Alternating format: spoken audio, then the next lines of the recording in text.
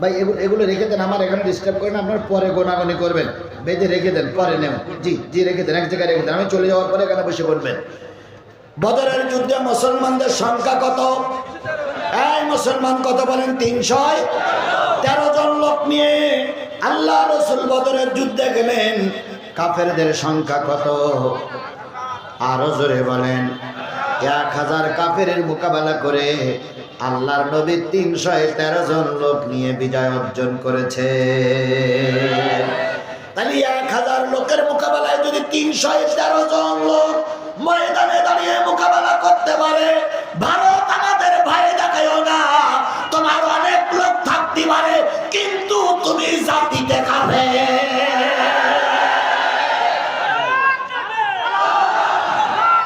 কথা বলেন, কথা বলেন। তোমার পথ ইলাহা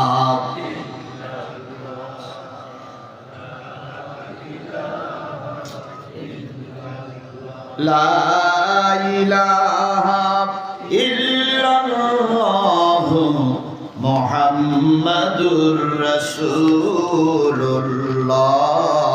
লা ইলাহা লা ইলাহা লা ইলাহা ইল্লাল্লাহু মুহাম্মাদুর। সকলে জবান খুলে একসাথে এক বাক্যে বলছি সাল্লাল্লাহু আলাইহি ওয়াসাল্লাম। সিরাজগঞ্জ জেলার উল্লাপাড়া থানা উপজেলা, উল্লাপাড়া উপজেলা ভৈরব দারুস সুন্নাহ ফোরকানিয়া হাফিজিয়া মাদ্রাসা ও এতিমখানার উদ্যোগে অনুষ্ঠিত হচ্ছে বার্ষিক একদিন ব্যাপী ওয়াজ মাহফিল। তারিখ হচ্ছে 1 ডিসেম্বর 2024, রোজ রবিবার। আজকের এই ওয়াজ মাহফিলের শ্রোতাভাজন স্বনামধন্য সম্মানিত সভাপতি জনাব আলহাজ মোহাম্মদ আনোয়ার হোসেন, হজ গাইড, বাংলাদেশ ও সৌদি সরকার অনুমোদিত হজ, ওমরা ও ট্রাভেলস এজেন্ট, হজ লাইসেন্স নম্বর 297। ইঞ্জিনিয়ার মোহাম্মদ নুরুল ইসলাম, বলদিপাড়া, শাহজাহানপুর। আজকের এই মাহফিলের সহ সভাপতি বৃন্দ, আজকের এই মাহফিলের সম্মানিত প্রধান অতিথি, বাংলাদেশ জামাত ইসলামী কেন্দ্রীয় সহকারী সেক্রেটারি জেনারেল, উল্লাপাড়া মাটি ও মানুষের বন্ধু, সাবেক বাংলাদেশ ইসলামী ছাত্র শিবিরের কেন্দ্রীয় সভাপতি, এলাকার প্রিয় মুখ, আমাদের প্রিয় ভাই জননেতা আলহাজ মাওলানা মোহাম্মদ রফিকুল ইসলাম খান।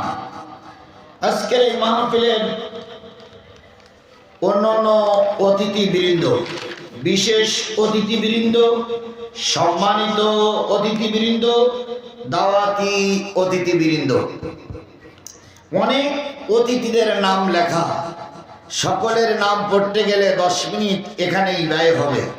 এই জন্য সকলকে আজকের মাহফিল থেকে স্বাগত জানাচ্ছি। শুধু একজনের কথা না বললেই নয়, কারণ তিনি আমি আসার পরেই কথা বলেছেন।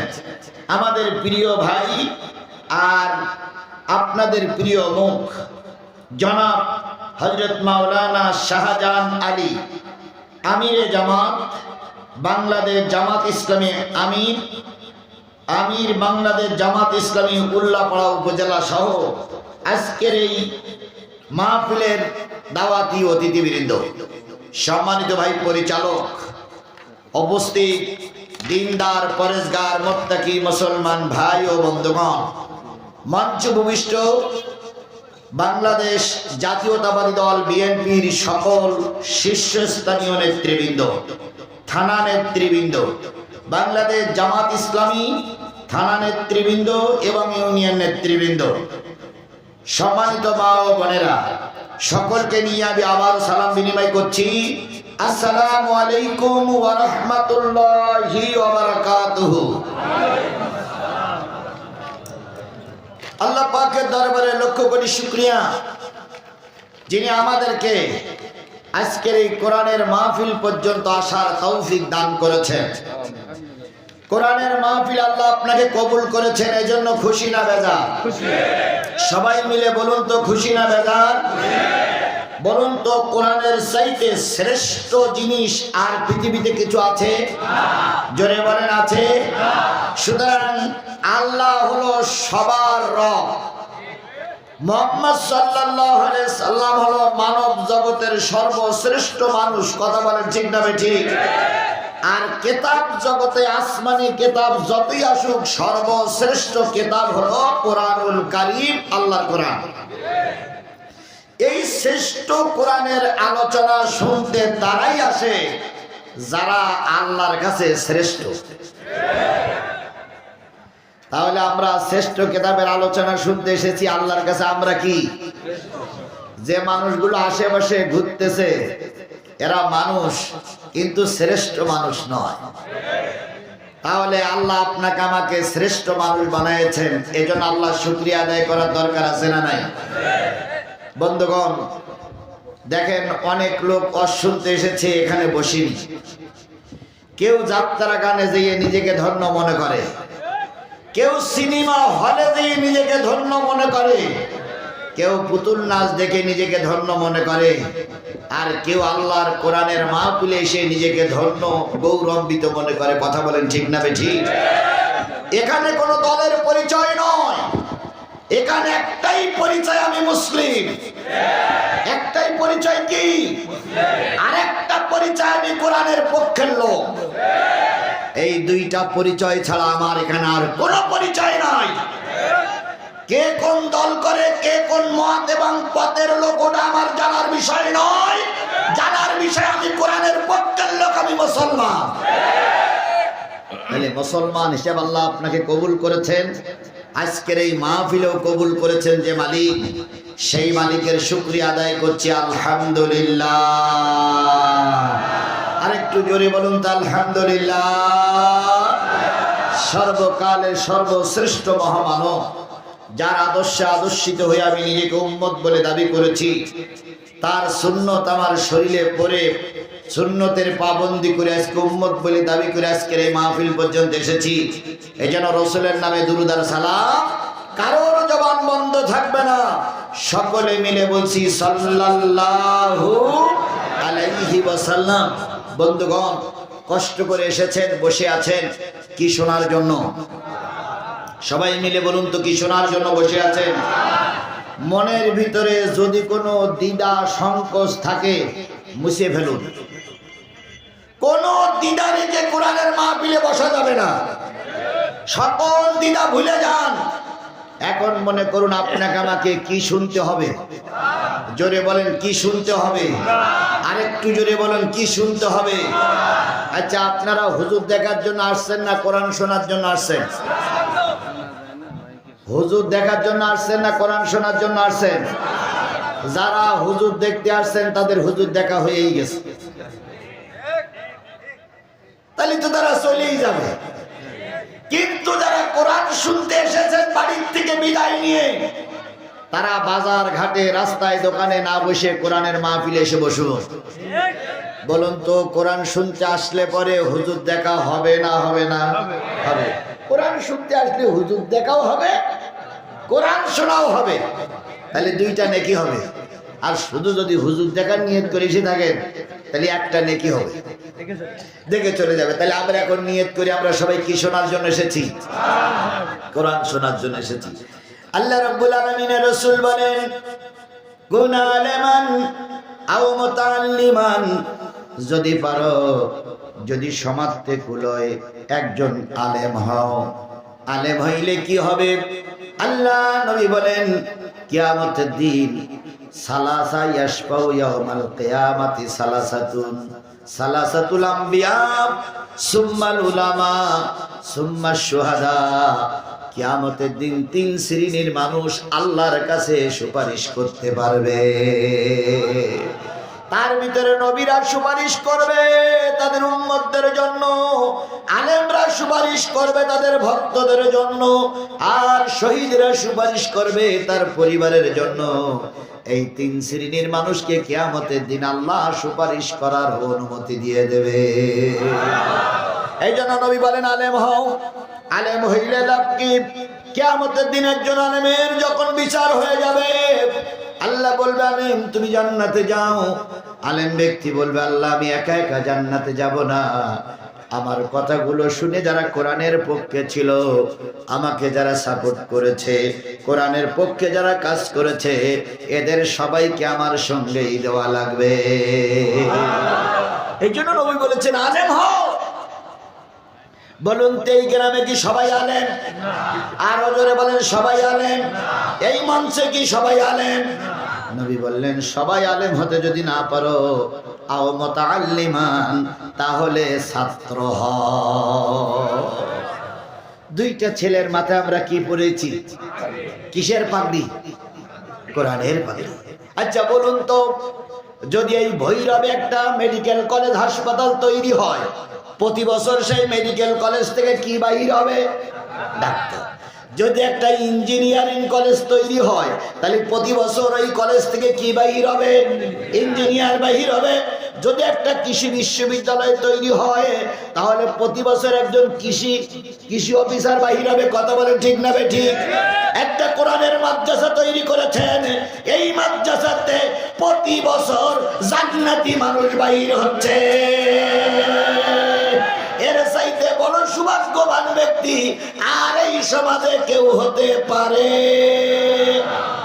আল্লাহ নবী বলেন কোন একটা ছাত্র যদি গ্রামের ভিতর দিয়ে হেঁটে যায়, আল্লাহু আকবার, একটা কোরআনওয়ালা ছাত্র যদি গ্রামের ভিতর দিয়ে হেঁটে যায়, ওই গ্রামের যত লোক কবরে শুয়ে আছে, ওই ছাত্রের কারণে গ্রামবাসীদের ঘরের আযাবগুলো আল্লাহ মাফ করে দেয়।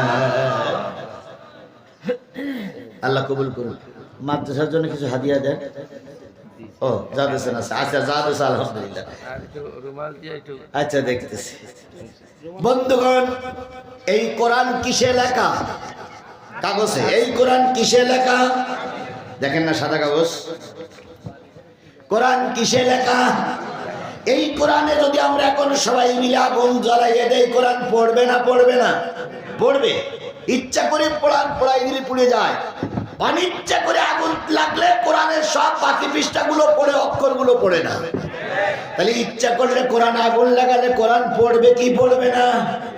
এখন বর্তমানে আমেরিকার প্রেসিডেন্ট ভারত সহ সব ষড়যন্ত্র করে যদি সব কোরআনের কপিগুলো যদি পড়াইয়ে দেয়, আমরা নতুন কোরআন আবার তৈরি করতে পারবো কি পারবো না? কিভাবে পারবো? গোটা পৃথিবীতে 1 কোটি কোরআনের হাফেজ আছে।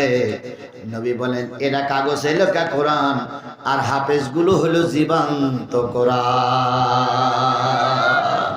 সেই জীবন্ত কোরআন কয়টা বাহির হলো? আরো জোরে বলেন কয়টা বাহির হলো? সৌভাগ্যবান এই ভৈরবের মানুষ, সৌভাগ্যবান ওই মানুষটি যে মানুষটাই হাফেজ সাহেবদের লজিং রেখেছিল। বড় সৌভাগ্যবান ওই হাফেজের বাবা, বড় সৌভাগ্যবান ওই হাফেজের মা, যে হাফেজের মা তার সন্তানকে পেটে ধারণ করেছিল।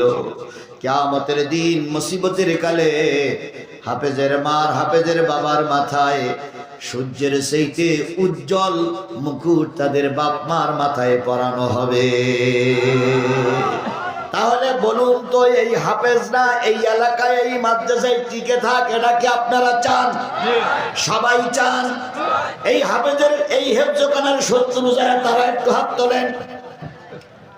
ভাই দয়া করে কথা বললেন না, আমার কথা বলতে দেন। এই মাদ্রাসার হেফজখানার শত্রু যারা, তারা একটু হাত তোলেন। আল্লাহু আকবার। তাহলে আমরা সবাই ভালোবাসি না হেফজখানাকে? আচ্ছা, এই হেফজখানার আশপাশের লোকদের সঙ্গে আমার শত্রুতা থাকতে পারে, কিন্তু কোরআনের সঙ্গে তো আমার শত্রুতা নাই। কথা বলেন, কথা বলেন, কথা বলেন। হেফজখানার হাফেজ সাহেব বড় হুজুরের সঙ্গে আমার দ্বন্দ্ব থাকতে পারে, কিন্তু কোরআনের সঙ্গে তো আমার দ্বন্দ্ব নাই। আমি চাই কোরআনের হেফজখানারা টিকে থাক। তাই আল্লাহ রসুল বলেছেন, যদি পারো আলেম হও, না হলে কি হও, ছাত্র হও। এবার সবাইকে ছাত্র হতে পারবে? আল্লাহ নবী বলেন, যদি সবাই ছাত্র হতে না পারো, আলেমেরা হাফেজেরা যে পথে চলে, যে কথা বলে, সেগুলো তোমরা মেনে চলো। এখন বলুন তো, আলেমদের কথা আমরা কি সবাই মেনে চলতে পারি? কিছু ভুল ভ্রান্তি হয়ে যাচ্ছে না আমাদের?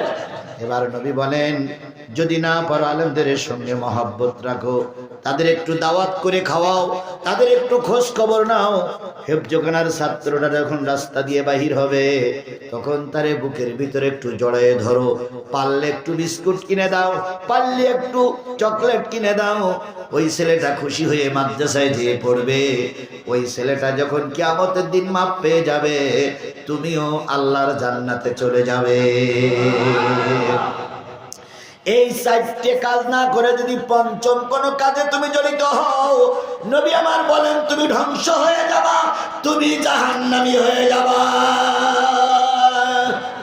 তাহলে এই হেফজখানারা টিকে থাক, এটা কি আমরা চাই? চাই, সবাই চাই। এখন চাইতে গেলে দুইটা কাজ করা লাগবে। কয়টা? এক নম্বর, হেফজখানায় ছাত্র দেওয়া লাগবে। হেফজখানাটা খুব ভালো করে সাজাইছেন, একটাও ছাত্র নেই।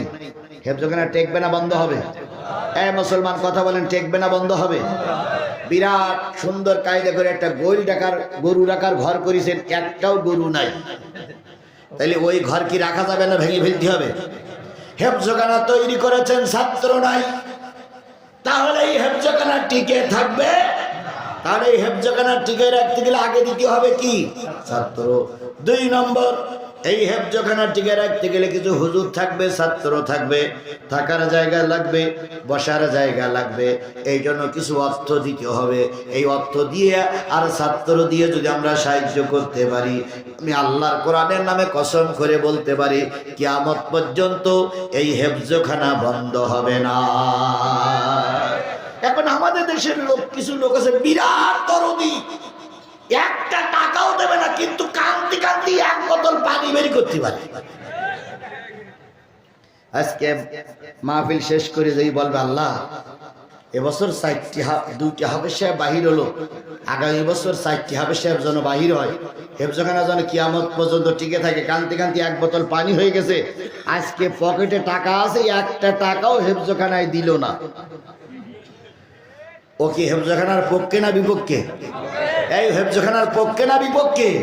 আবার একটা লোক মোটেও কান্নাকাটি করি নাই, কিন্তু সে নিয়ত করেছে একটা ছেলের জায়গির রাখবে, আর নিয়ত করে যে কয়টা টাকা ছিল তার কিছু টাকা মাদ্রাসায় দিয়ে গেছে। বলুন তো, জায়গির টাকার নিয়ত করলো আর হেফজখানায় টাকা দিল, এ কি হেফজখানার পক্ষে না বিপক্ষে? পক্ষে।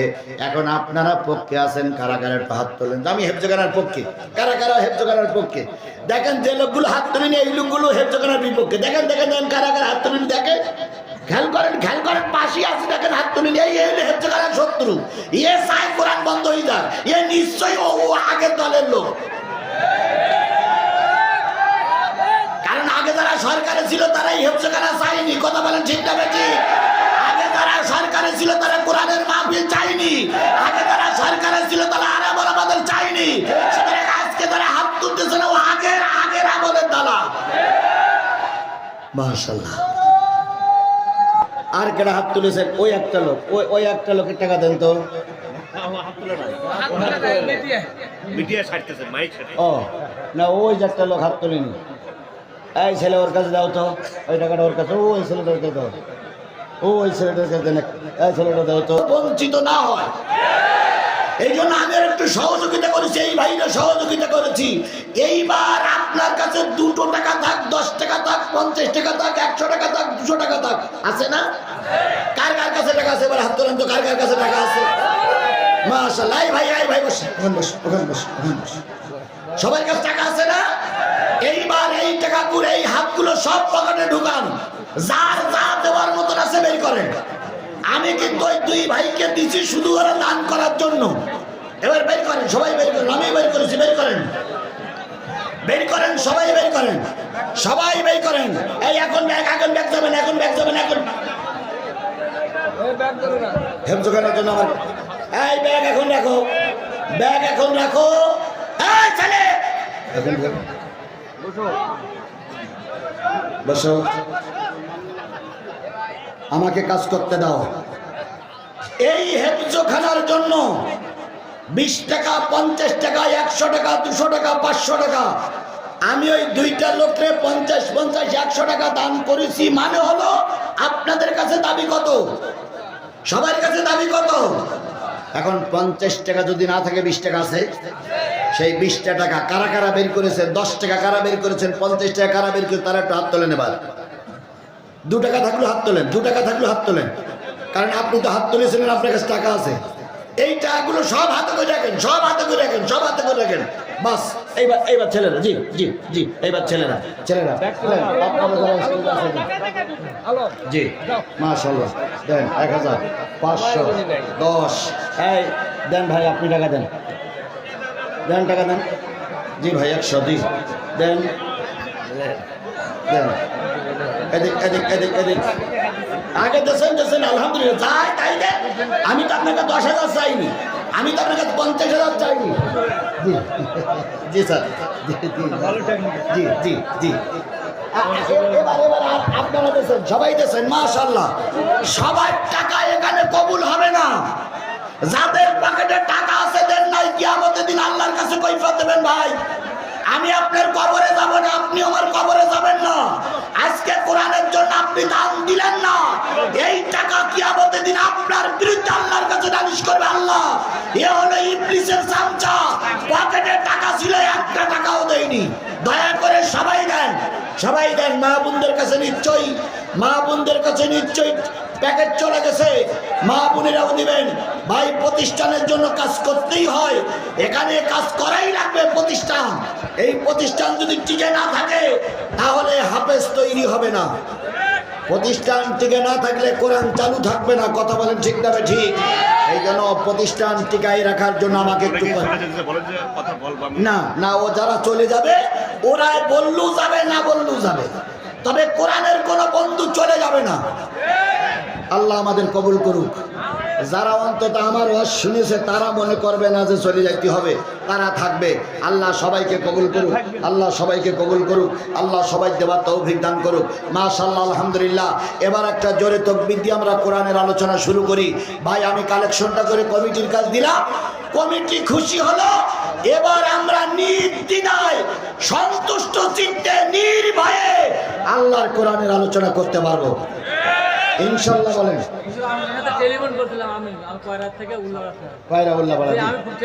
আচ্ছা আচ্ছা, মাশাআল্লাহ, 500 টাকা দান করেছে আমার ভাইয়েরা। জোরে একটা তাকবীর দেন, নারায়ে তাকবীর। বাজান তোমার যত আছে দেও, কালকে মাহফিলটা করতে দিও আমার। নারায়ে তাকবীর, আল কোরআনের আলো, তোমার নেতা আমার নেতা, দুনিয়ার মুসলিম, লিল্লাহে তাকবীর। বন্ধুগণ, যা দিলেন কাকে দিলেন? কোরআনকে দিয়েছেন। কাকে দিয়েছেন? কিয়ামতের দিন এই কোরআন কারোর পক্ষে কথা বলবে, এই কোরআন কারোর বিপক্ষে কথা বলবে। কথা বলেন ঠিক না ঠিক? আচ্ছা নাজবো 500 টাকা। আচ্ছা ঠিক আছে, পানি আর চা দেন। বন্ধুগণ, এই কোরআন এমন একটা কিতাব, যে কিতাব কারোর পক্ষে সুপারিশ করবে, কারোর পক্ষে বিপক্ষে আল্লাহর কাছে নালিশ করবে। এমনটি যেন না হয় কোরআন আমার বিপক্ষে সুপারিশ করেছে, আমি জাহান্নামে গেছি। আল্লাহ পাক সকলকে কোরআনের পক্ষেই কবুল করুন। আমি আপনাদের খেদমতে আজকে সূরা আনফাল, কোন সূরা? এই মুসলমান কথা বলবেন বাঘের বাচ্চার মতন। কোন সূরা? সূরা আনফাল 9 নম্বর পারার 8 নম্বর সূরা, সূরাতুল আনফালের প্রাথমিক অবস্থার 2টা 3টা আয়াত তেলাওয়াত করেছি। তেলাওয়াতকৃত আয়াতগুলোর উপরে কথা বলবো। আনফাল শব্দের অর্থ হচ্ছে অতিরিক্ত। আনফাল শব্দের অর্থ কি? এই কথা বলেন, আনফাল শব্দের অর্থ কি? নফল শব্দের অর্থ কি? অতিরিক্ত। নফলের বহু বচন অধিক, অতিরিক্ত। কেন আনফাল নাম করা হলো? বদরের যুদ্ধে আল্লাহ রসুল কয় শত লোক নিয়ে বদরের যুদ্ধে গিয়েছিলেন? কথা কম, কথা কম। ভাই ভাই এগুলো রেখে দেন, আমার এখানে ডিস্টার্ব করেন। আপনার পরে গোনাগুনি করবেন, বেঁধে রেখে দেন, পরে নেন। জি জি রেখে দেন, এক জায়গায় রেখে দেন। আমি চলে যাওয়ার পরে এখানে বসে করবেন। বদরের যুদ্ধে মুসলমানদের সংখ্যা কত? এই মুসলমান কত বলেন? 313 জন লোক নিয়ে আল্লাহ রসুল বদরের যুদ্ধে গেলেন। কাফেরদের সংখ্যা কত? আরো জোরে বলেন। 1000 কাফেরের মোকাবেলা করে আল্লাহর নবী 313 জন লোক নিয়ে বিজয় অর্জন করেছে। তাহলে 1000 লোকের মোকাবেলায় যদি 313 জন লোক ময়দানে দাঁড়িয়ে মোকাবেলা করতে পারে, ভারত আমাদের ভয় দেখায়ও না। তোমার অনেক লোক থাকতে পারে, কিন্তু তুমি জাতিতে কাফের।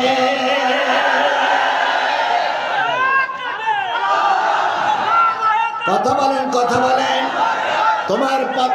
তোমার পারমাণবিক অস্ত্র থাকতে পারে, তোমার বড় দেশ থাকতে পারে, তোমার অনেক সৈন্য থাকতে পারে, কিন্তু আমার দেশের লোক কম, আমার সেনাবাহিনী কম, কিন্তু আমার দেশের 20 কোটি মানুষ সবাই কোরআনওয়ালা, সবাই ইমানদার।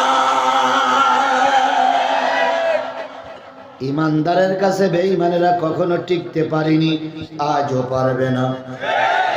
আফগানিস্তানের মুসলমানেরা ইমানদার।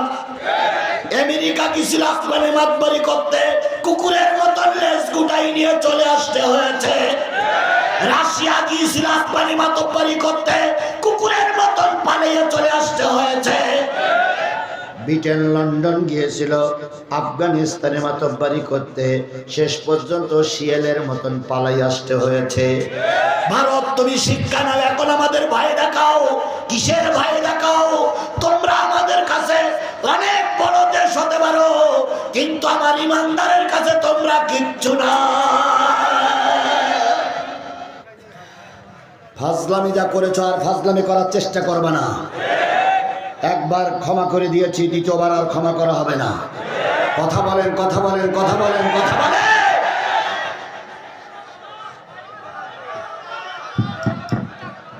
কি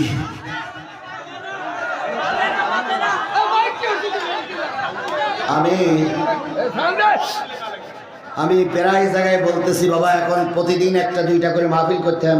মাইকটা ভালো নিয়ে, আমার খাওয়া ভালো দরকার নেই, আমার না খাতি দিলেও দুঃখে নেই, কিন্তু মাইকটা তো ভালো দরকার। কারণ এবছর যা মাহফিলের চাপ, অতিরিক্ত চাপ। আজকে যদি গলা বসে যায় তাহলে আগামীকালকের যাদের খেদমত আছে তারা কষ্ট পাবে না ভাই। এই জন্য এখানে মাহফিলের অনেকে দায়িত্বশীলরা বসে আছেন। আমি আবারও বলছি, মাহফিল যারা নিয়েছেন তাদের সবচেয়ে ভালো মাইক সেটটাই নেবেন। আপনার মাইক সেট বায়না করেছেন আইসক্রিম বিক্রি করা মাইক, ভালো কি হবে? যতদূর আছে ততদূর করতেছে। মাইকটা নেবেন ভালো। আল্লাহ আমাদের কবুল করুক। ভাই যতই চেষ্টা করি এসছি আর ভালো হবে না। এখন ওরাও কি কম চেষ্টা করতেছে? ওরা কি চাই যে খারাপ হোক? কিন্তু ওদের চেষ্টাই পর্যন্তই। এখন এই জন্য সবাইকে মেনে নিতে হবে। আজকে হয়তো কিছু কথা একটু শুনতে কষ্ট হচ্ছে, ওদেরও কাজ করতে দেন। আল্লাহ আমাদের পর রহমত করুক। আর আগামীতে যারা মাহফিলের দাওয়াত নিয়েছেন, কিচ্ছু দরকার নেই, মাইকটা যেন ভালো হয়। আল্লাহ আমাদের কবুল করুক। আমার ভাইয়েরা, আমি যে জিনিসটা বোঝাতে চাচ্ছিলাম, বদরের যুদ্ধে মুসলমানদের সংখ্যা কত? আরেকটু জোরে বলেন, মুসলমানদের সংখ্যা কত? ভারত এখন আমাদের জুজুর ভয় দেখায়, সীমানা বন্ধ করে দেব, ঝাল পেজ আসতে দেব না। ওদের এখন থরহরি কম্প লেগে গেছে। পাকিস্তানের কেবল 2টো জাহাজ বাংলাদেশে এসেছে, সেই ভয়ে ভারত এখন চিন্তা করতেছে মাল বিক্রি করার আর কোনো জায়গা নাই। আবার আজকে কি শুনলেন? সকল ইসলামী দলের নেতৃবৃন্দ কোথায় সফর করেছে? আর একাত্রদাহ। ভারত চিন্তা করতেছে চীনের সঙ্গে যদি যোগাযোগ হয়েই যায় আমার অবস্থা কেরাসিন। আর ভারত, তুমি ভালো করে শুনে রেখে দাও, আমরা একা নই। তোমার এক পাশে আছে পাকিস্তান, তোমার এক পাশে আছে আফগানিস্তান, তোমার আর এক প্রান্তে আছে জম্মু কাশ্মীর, আজাদ কাশ্মীর, আর এক পাশে আছে বাংলাদেশ। চারিপাশ থেকে যদি নারাই তাকবীর স্লোগান দিয়ে তোমার এলাকায় ঢুকে পড়ি, তোমার বাঁচার মতন কোনো লাইন থাকবে না, কোনো লাইন থাকবে না, কোনো লাইন থাকবে না। বিএনপি ভাইদের জন্য আজকের একটা বিরাট আনন্দের দিন। এখানে যারা বিএনপি করতেছেন আপনার জন্য বিরাট একটা আনন্দের দিন। 21শে আগস্টে গ্রেনেড হামলায় আমাদের দেশের সম্পদ তারেক জিয়ার রায় হয়েছিল, সাবেক স্বরাষ্ট্রমন্ত্রীর রায় হয়েছিল। আজকের কোর্টের মাধ্যমে তাদেরকে বেকসুর খালাস দেওয়া হয়েছে। আজকে বিএনপির আনন্দের দিন, তার মানে আমরা ধারণা করছি খুব তাড়াতাড়ি তারেক জিয়া আমার দেশে আসবে। আর তারেক জিয়া দেশে আসা মানেই বিএনপিরা উজ্জীবিত হবে। কথা বলেন ঠিক না বেটি? আর এইটাই হয়েছে ভারতের জন্য গাত্রদাহ। সুতরাং বিএনপি জামাত আমরা ভাই ভাই। এখানে দ্বন্দ্ব করলেই শেখ হাসিনা আবার মাথা উঁচু করে দাঁড়ানোর সুযোগ পাবে। এই জন্য সকলের কাছে আমাদের আহ্বান, কোন রকম দ্বন্দ্ব করা যাবে না। উল্টো বুঝবেন না। আপনি একটা দল করেন, ভাই একটা দল করতেই পারেন গণতান্ত্রিক দেশে। খান সাহেব একটা দল করতে পারে, আপনার একটা দল করতে পারেন, তবে আপনারা জামাত ইসলাম মিলেই তো এই স্বাধীনতা আমরা এনেছি। কথা বলেন ঠিক না বেটি? এখন যদি দল করে পথ দিয়ে ভাগাভাগি করি, মারামারি করি, তাহলে ভারতকে আসার সুযোগ আপনারাই করে দিবেন, আপনারাই করে দিবেন, আপনারাই করে দিবেন। এখানে যারা বিএনপি জামাতের লোক আছেন, শেখ হাসিনা অথবা ভারত আবার আমাদের দেশে এসে মাতবরি করুক, এটাকে আপনারা চান? জোরে বলেন চান? তাহলে ছোট্ট ছোট্ট সমস্যাগুলো নিজেরা সমাধান করে নিতে হবে, মারামারি করা যাবে না। মারামারি করা মানে নিজেদের পায়ে নিজেরা কুরুল মারা। কথা বুঝেছেন? কথা বুঝেছেন? কথা বুঝেছেন? আচ্ছা বলুন তো, এক বাবার 4টি ভাই, ভাই ভাই একটু দ্বন্দ্ব থাকে না? থাকে না? তার মানে কি এই কাজ যে বাপের বাড়িতে বের করে দিতে হবে? তার মানে কি এই যে বড় ভাই যে ঘরে ছিল ওই ঘরেতে কোবাই বের করে দিতে, এটা কি কাজ? তাহলে আমরা জামাত বিএনপি এখানে থাকতে গেলে টুকটাক 19-20 হতেই পারে, কিন্তু সেই 19-20কে কেন্দ্র করে কাউকে ছোট করা, কাউকে বড় করা, কাউকে অপমান করার নিয়ত করলে আল্লাহর আদালতে আপনারও কৈফিয়ত দেওয়া লাগবে। যদি বোঝেন তো বুঝলেন, আর না বুঝলেন তো কসু।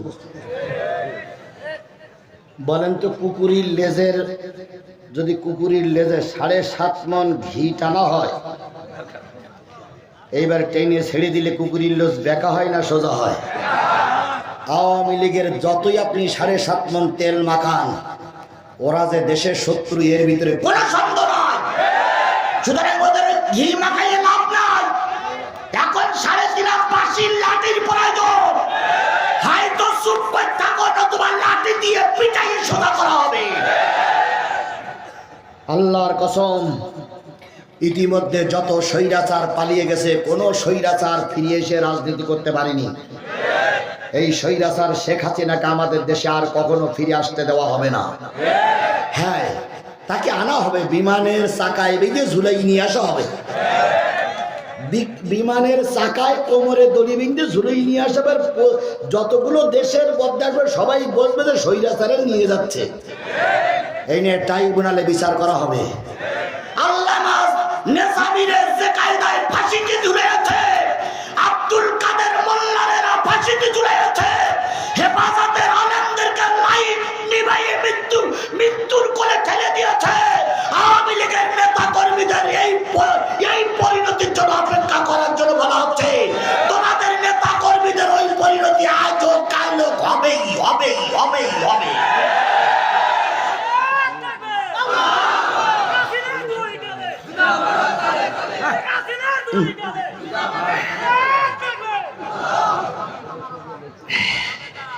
এগুলো আপনাদের মহব্বতের কথা, কিন্তু এসব কথা না বলাই ভালো।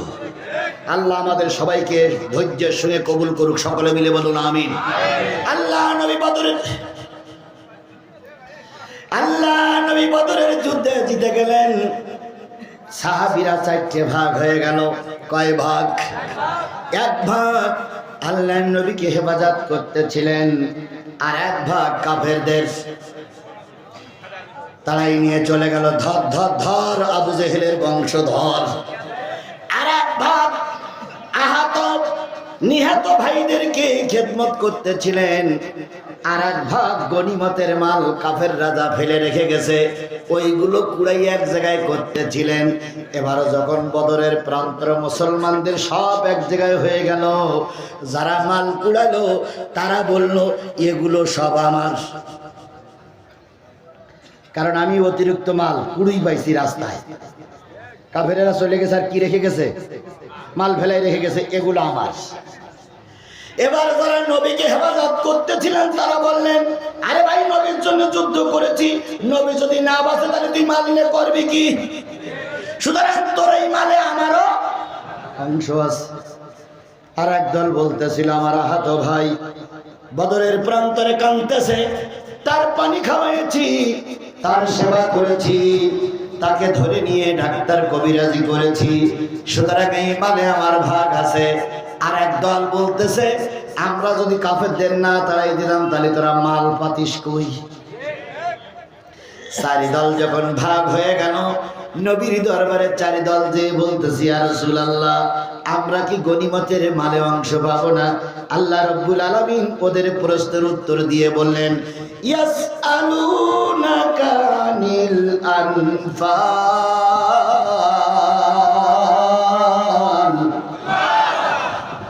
কুলিল আনফালু লিল্লাহি ওয়ার রাসূল। কাফেরেরা যাইতে পারেনি আর ক্ষমতার দ্বন্দ্ব। দেখেন, শিক্ষা নেন, কাফেরেরা এখনো 10 কিলোমিটার যাইতে পারেনি, এখনো কেবল বদরের প্রান্তরে আছে তারা। আর তোরা গনিমতের মাল নিয়ে এখন টানাটানি শুরু করেছিস। আমরাও খেয়াল করতেছি, আওয়ামী লীগের দেশ থেকে পালিয়ে যাবার আগেই বিএনপি ক্ষমতায় যাবে না জামাত ক্ষমতায় যাবে, তাই নিয়ে টানা পড়েন কিছুটা জায়গায় শুরু হয়েছে। না না না, এ টানা পড়েন করা যাবে না। আল্লাহ বলতেছে, ও নবী তোমার কাছে প্রশ্ন করতেছি, গনিমতের মাল কারা পাবে? গনিমতের মাল কারা অংশদার? আপনি বলে দিন। ইয়াসআলুনাকা আনিল আনফাল, এই গনিমতের মাল সম্পর্কে আপনার প্রশ্ন করতেছে, আপনি বলে দিন এটা আল্লাহর এবং তার রাসূলের। এই যে গনিমতের মাল এক জায়গায় করেছি, এর সব অংশীদার কার? আচ্ছা, আল্লাহ যদি সাহায্য না করতো তাহলে এই গনিমতের মাল পাওয়া যেত? আর রসুল যদি নেতৃত্ব না দিত তাহলে এই গনিমতের মাল পাওয়া যেত? ভাই, আপনারা জামাতের, আপনারা বিএনপি এখন মনে করতেছেন আমাদের সম্পদ। আল্লাহর কসম, আপনার সম্পদ নয়, সম্পূর্ণটাই আল্লাহর রহমত। বিএনপি জামাত এই 15.5 বছর কি কম চেষ্টা করেছিল? কি সফল আসি নাই? একদল ছাত্ররা ময়দানে নামল। ছাত্ররা ময়দানে নেমে তারা এই ভোট চোরদেরকে তাড়াইয়ে দিল, এই গণতন্ত্র হত্যাকারীদের তাড়াইয়ে দিল। কথা বলেন ঠিক না বেঠি? এই নরঘাতককে তাড়াইয়ে দিল। তাড়াই দেওয়ার পরে দেশের সম্পদ এখন তোমারও নয়, বাংলাদেশ জামাত ইসলামের নয়, এই সম্পদ এখন জনগণের।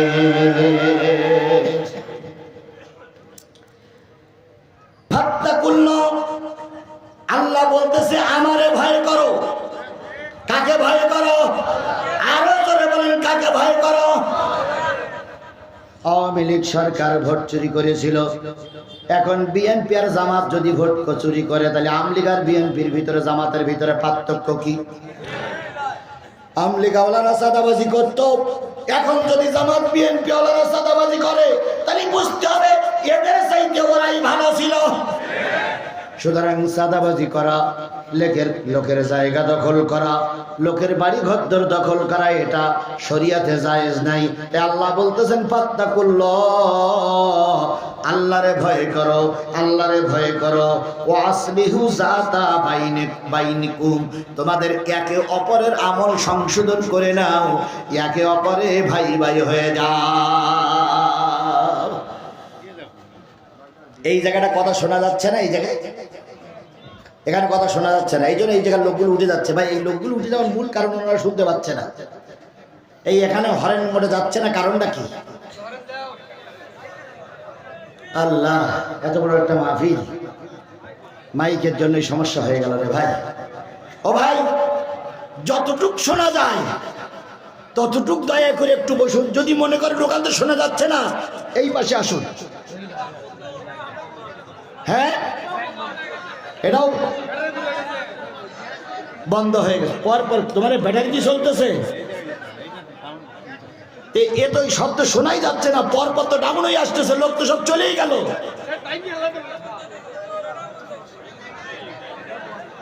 আমি তো ভালো বুঝতে পারছি না, এখানে তো শব্দ আসতেছে না। এটা বন্ধ হয়ে গেছে, এটা বন্ধ হয়ে গেছে, ওটা বন্ধ হয়ে গেছে। তাহলে চালু আছে কোনটা? হায় হায় ভাই, এই দেখেন এটা চালু আছে, ওটাও চালু নাই, ওটা চালু নাই, এটা চালু নাই, এটা চালু নাই, তাহলে চালু আছে কোনটা?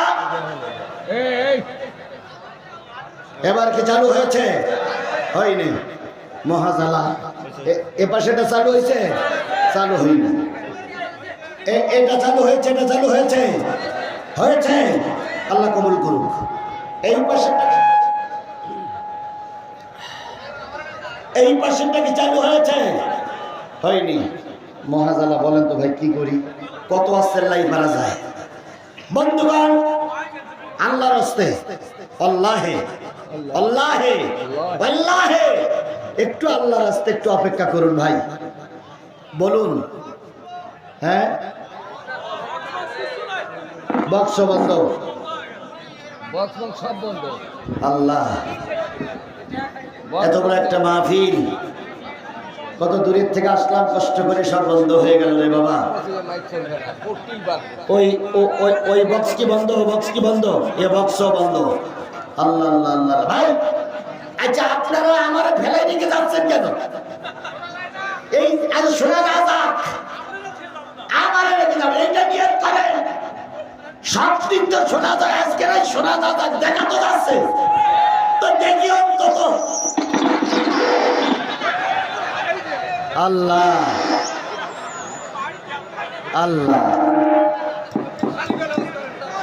জি আচ্ছা শোনেন বাবা, তোমরা যদি না পারো তো একবার বন্ধ করতে, আমি খালি গোলায় চালাই, তাও অন্তত হবে। কালকের মাহফিল তো বন্ধ, কালকের মাহফিল চলবে না, কালকে দিনে একটা মাহফিল, রাতে একটা মাহফিল। আসলে শোনেন, আচ্ছা চেষ্টা করি, একটা হরেন দাও তো, একটা হরেন চালাও তো, একটা হরেন চালাও, এখানে একটা হরেন চালাও, সব হরেনের দরকার নেই। তুমি সব লাইনগুলো বন্ধ করে এখানে যা আছে আমার মাথার পরে একটা হরেন চালাও, একটা হরেন চালাও। আমি তোমার ক্ষতি করতে চাই না, একটা হরেন চালাও, একটা হরেন। বাইরের আওয়াজ মোটেও যাওয়ার দরকার নেই, বাইরের গুলো সব বন্ধ হোক, শুধু ভিতরে একটা হরেন চালু থাক। আল্লাহ আল্লাহ তুমি রহমত করো, আল্লাহ তুমি রহমত করো, আল্লাহ তুমি রহমত করো। ওর মাইকটা ভালো করে দাও আল্লাহ, এত বড় কোরআনের মাহফিলটা তুমি নষ্ট করে দিও না, আল্লাহ তুমি রহমত করো। আল্লাহ আমাদের সবাইকে হেফাজত করুক। আরেকটু জোরে বলেন আমিন, আরেকটু জোরে বলেন আমিন। আমি অনেক কথা বলেছি, আজকে একটা নতুন সাবজেক্টের পরে কথা বলতে চেয়েছিলাম, কিন্তু দুঃখ, খুব কষ্ট হচ্ছে। বন্ধুগণ শোনা যায়? এই সাউন্ড বক্সটা বন্ধ হলে কেন? চালু হয়েছে, এটা কি চালু হয়েছে? এটা চালু হয়নি। বন্ধুগণ যে জিনিসটা বোঝাতে চাচ্ছিলাম সেটা হলো, আমি তো একটা বাদ দিছি, একটাই চালু করেছি। সেটা হলো আল্লাহ রাব্বুল আলামিন বলতেছেন, নিয়ত সহি করে নাও, আল্লাহরে ভয় করো, নিয়ত সহি করে নাও। আতিউল্লাহ ওয়া রাসূলাহু, আল্লাহ এবং রাসূলের অনুগত করো। ইন কুনতুম মুমিনিন, যদি তোমরা মুমিন হও। আল্লাহর পরে ঈমান আনো, কারণ আল্লাহর ভয় দিলে না থাকলে মুমিন হওয়া যায় না। যাদের হৃদয় আছে আল্লাহর ভয়, তারা কভু পথ ভুলে যায় না, তারা কভু পথ ভুলে যায় না। আল্লাহর প্রেম ছাড়া এই দুনিয়ায় কারো কাছে কোনো কিছু চায় না। রাতের আধারে যারা সেজদাতে রয়, দু চোখের অশ্রুতে নদী যেন বয়। ছলনার হাত ছানি যতই আসুক, পিছনে ফিরেও তাকায় না। যাদের হৃদয় আছে আল্লাহর ভয়, তারা কভু পথ ভুলে যায় না। এতক্ষণ আল্লাহ পাক বললেন ওই বদরের যুদ্ধের মানুষদের কথা। এবার আসতেছে আমাদের কথা। আল্লাহ বলতেছেন, ইন্নামাল মুমিনুন আল্লাযীনা ইযা যুকিরাল্লাহু ওয়াজিলাত কুলুবুহুম ওয়া ইযা তুলিয়াত আলাইহিম আয়াতুহু যাদাতুহুম ঈমানাও ওয়া আলা রাব্বিহিম ইয়াতাওয়াক্কালুন। প্রকৃত মুমিনদার তারাই যাদের সামনে জিকির করলে আল্লাহর দেব, যাদের সামনে জিকির করলে মানুষের দেহগুলো নরম হয়ে যায়, আর যাদের সামনে কোরআন তেলাওয়াত করলে তাদের ঈমান বৃদ্ধি পায়। আর ওই লোকগুলো আল্লাহর উপরে ছাড়া কারোর উপরে তাওয়াক্কুল করে না। ও আমার জাতি ভৈরবের মুসলমানেরা, তাওয়াক্কুল করতে হবে কার উপরে? আরো জোরে বলেন, তাওয়াক্কুল করতে হবে কার উপরে? মানুষের উপরে তাওয়াক্কুল করলে আল্লাহ বরকত দেয় না, তাওয়াক্কুলটা করা লাগবে আল্লাহর উপরে। আবু হুরায়রার নাম কি আপনারা শুনেছেন? আবু হুরায়রা তখন ছোট, খুব ছোট, কেবল কালেমা পড়ে মুসলমান হয়েছে। আবু হুরায়রা বাড়ির থেকে চলে আসলেন, জাতি তাকে বের করে দিল, পরিবারের লোক তার বিপক্ষে চলে গেল, পরিবারের লোক তাকে মারতে শুরু করলো। এলাকায় যখন রাস্তায় ঘুরে বেড়ায়, প্রতিটা মানুষ তাকে ধিক্কার দেয়, তুই কেন কালেমা পড়তে গেলি, তুই কেন মুসলমান হলি, তুই কেন কালেমা পড়েছিস, তোর সমাজে দাম নেই। আবু হুরায়রা বাধ্য হয়ে নবীজির দরবারে চলে গেল। আহলে সুফার ভিতরে সকল সময় কিছু মুসাফির থাকতো।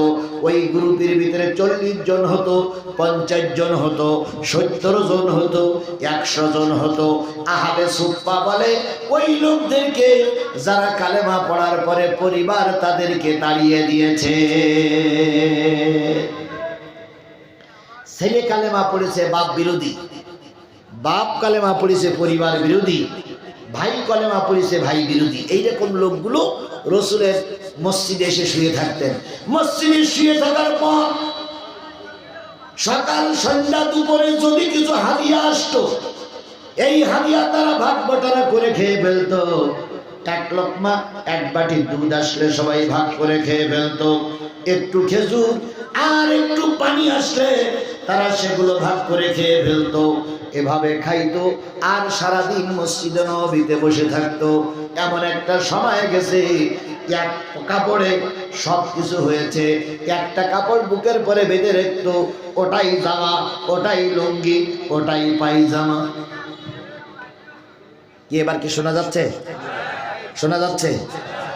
অসুবিধা হচ্ছে কাদের? এদিকার লোক শুনতে পাচ্ছেন, তবে ভালো বুঝতে পারতেছেন না, এটাই তো। এখন কি করা? যতটুকু বুঝতে পারে এতটুকু একটু ধৈর্য ধরুন। আল্লাহ আপনাকে ধৈর্য দিলে পরকালের মুক্তি দেবে, পরকালের সম্মান বাড়িয়ে দেবে।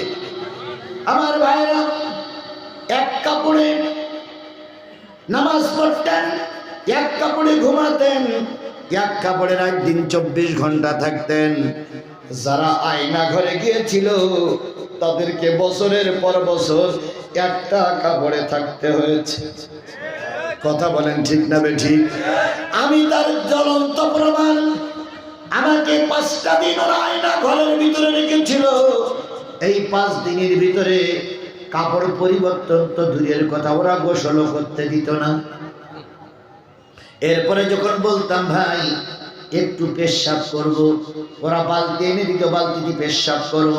বলতাম একটু টিস্যু দেন, ওনারা বলতেন টিস্যু আপনার জন্য হবে না। যখন বলতাম বাথরুমে যেতে হবে, পায়খানায় যেতে হবে, তখন ওরা পায়খানাটা দেখাই দিতেন। অনেক সময় পায়খানার ঘরের ভিতরে কোনো পানি থাকতো না, কাপড় দিয়ে মুছে আবার ওদের সঙ্গে আসতে হয়েছে। ঠিক এরকম নির্যাতন, এরকম অত্যাচার, এরকম কষ্ট অতীতের লোকদের হয়েছে। ওই আহলে সুফার ভিতরেও ছিল। 3 দিন 4 দিন পর্যন্ত কোনো খাবার তাদের জুটত না। হঠাৎ করে 4 দিন পর একটা পেয়ালা একটু দুধ এসেছে। আবু হুরায়রা বর্ণনা করেন ওই দিন আমাদের সংখ্যা ছিল 40-এর উপরে। দুধ এসেছে তো কতটুকু? 1 পেয়ালা। আবু হুরায়রা ছিলেন ছোট মানুষ। তিনি বলেন আমি দুধগুলো হাতে নিলাম, হাতে নিয়ে সর্বপ্রথম নবীর দরবারে গেলাম। নবীর দরবারে যেয়ে বলতেছি ইয়া রাসূলুল্লাহ 7 দিন পরে 1 পেয়ালা দুধ এসেছে। আমার ধারণা ছিল নবী বলবে দুধগুলো তুমি সব খেয়ে ফেলো, কাউকে দেওয়া লাগবে না। কিন্তু নবী তা বললেন না।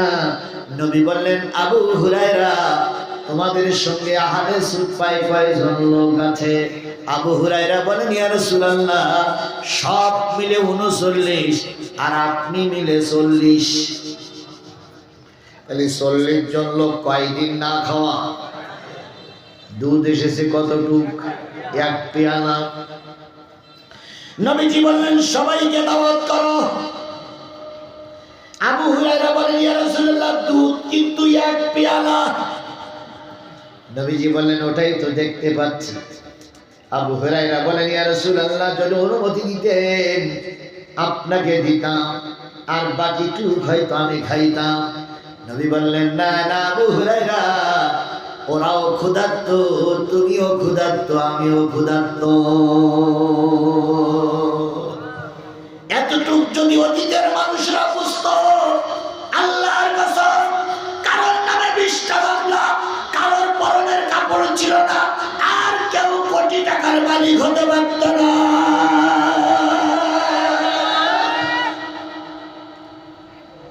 আবু হুরায়রা দুধের পেয়ালাটা রেখে সবাইকে নিয়ে বললেন একটু দুধ এসেছে, রাসূল দাওয়াত করেছে। দুধগুলো রেখে নবীজি সবাইকে বসতে বললেন। বসতে বলার পরে আবু হুরায়রার কাছে দুধের পেয়ালাটা দিয়ে বলতেছেন আবু হুরায়রা ডাইনিং থেকে শুরু করো।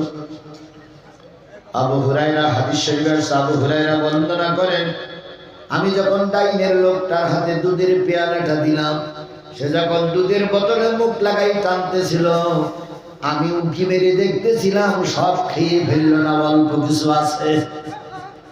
আমি চিন্তা করছিলাম সব মনে হয় খেয়ে ফেলবে, তারপরে দেখলাম কিছু খাইছে কিছু আছে। নবীকে বললাম ইয়া রাসূলুল্লাহ কি করব? নবী বললেন দ্বিতীয় লোকটার কাছে দাও। দ্বিতীয় লোকটার কাছে দেওয়া হলো। এভাবে করতে করতে করতে করতে 38 জন লোকের উদার পূর্ণ করে পেট পূর্ণ করে খাওয়া হয়ে গেছে। আবু হুরায়রা দুধের পাত্রটা নিয়ে নবীর কাছে দিয়ে বলতেছি ইয়া রাসূলুল্লাহ এখন কি করব? নবী মিসকে হাসি দিয়ে বলেন আবু হুরায়রা এবার তুমি পান করো।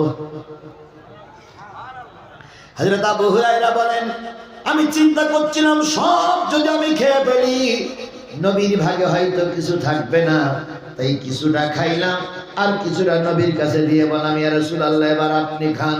নবী বলেন আবু হুরায়রা তুমি ছোট মানুষ, আবার খাও। আবু হুরায়রা বলেন আমি আবার পান করলাম। নবীজি বলেন আবু হুরায়রা আবার খাও। 3বার পান করার পরে নবী যখন বলেন আবু হুরায়রা আবার খাও, আমি আবু হুরায়রা আল্লাহর নামে কসম দিয়ে বললাম ইয়া রাসূলুল্লাহ আমার পেটে আর এক টুকটাও জায়গা নাই যেখানে সামান্য পরিমাণ দুধ ঢুকানো যায়। হাদিস শরীফে আসছে বাকি যেটুক দুধ ছিল সেইটুক দুধ আমার নবী পান করলেন। পান করার পরে আল্লাহ নবী বলেন ওয়া আলা রাব্বিহিম ইয়াতাওয়াক্কালুন।